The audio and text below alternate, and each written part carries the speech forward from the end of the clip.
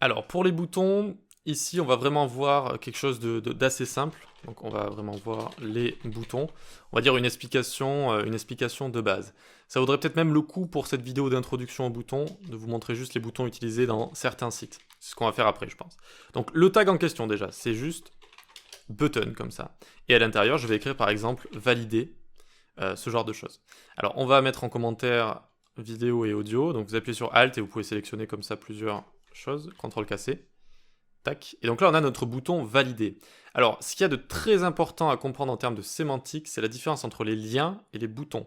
Ça paraît simple, hein, mais le nombre de gens qui utilisent un lien pour un bouton ou un bouton pour un lien, et même moi, ça peut m'arriver, hein, parce que parfois, c'est un peu trouble. La frontière est assez fine entre les deux. Donc, un bouton effectue une fonctionnalité. D'accord? Donc, ici, on peut se l'écrire en dessous. Modifier, supprimer, rajouter, animation, énormément de choses comme ça, d'accord? C'est le bouton. Un lien, lui, va aller quelque part, que ce soit sur une autre page, une page externe, ou sur notre page, avec des ID comme je vous l'ai montré. Un lien va quelque part, un bouton effectue une fonctionnalité. À chaque fois que vous créez ce genre de choses, que vous intégrez une maquette, que vous intégrez une app web, etc., vous devez vous poser la question. Est-ce que je suis en train de faire une fonctionnalité, ou est-ce que je suis en train d'aller quelque part? Et choisir le bon élément comme ça. Voilà. Ça, franchement, c'est important, ce que je viens de vous dire, c'est très important. Donc voilà, ça fait partie des éléments importants. Donc si je me déplace avec Tab comme ça, je peux arriver ici. Vous pouvez voir parfois un type ici. Donc le type de base est sur Submit. Alors pourquoi ils ont mis ça? Parce que des boutons, on les utilise dans des formulaires. On aura tout un chapitre sur les formulaires. Ils permettent d'envoyer des formulaires, c'est-à-dire d'envoyer des données sur un serveur. Voilà.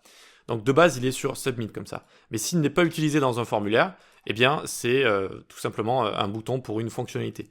Et même quand il est utilisé dans un formulaire, finalement c'est la fonctionnalité d'envoi du formulaire. On reviendra dessus quand on fera des formulaires.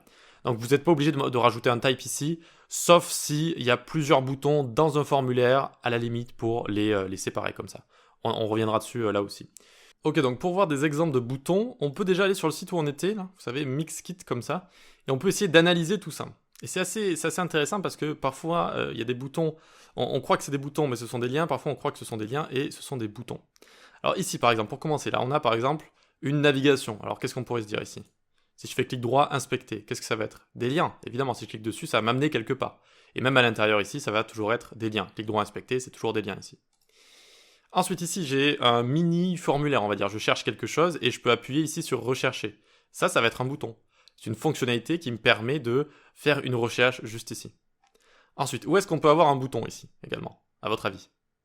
Évidemment, le play juste là. Le play, c'est typique. Ça, c'est jouer une fonctionnalité. Voilà, la fonctionnalité jouer, c'est un bouton. C'est une fonctionnalité. D'ailleurs, il y a des divs dans le bouton, ce qui n'est pas top ici. Il aurait fallu plutôt une image. Bref. Ensuite, on a téléchargé aussi. Ça va être un bouton également. Un bouton à l'intérieur. Par contre, si je cherche tous les sweeps ou les swoosh comme ça c'est un lien. Ça va m'amener à un endroit où je vais voir tous ces genres de sons comme ça. Vous voyez?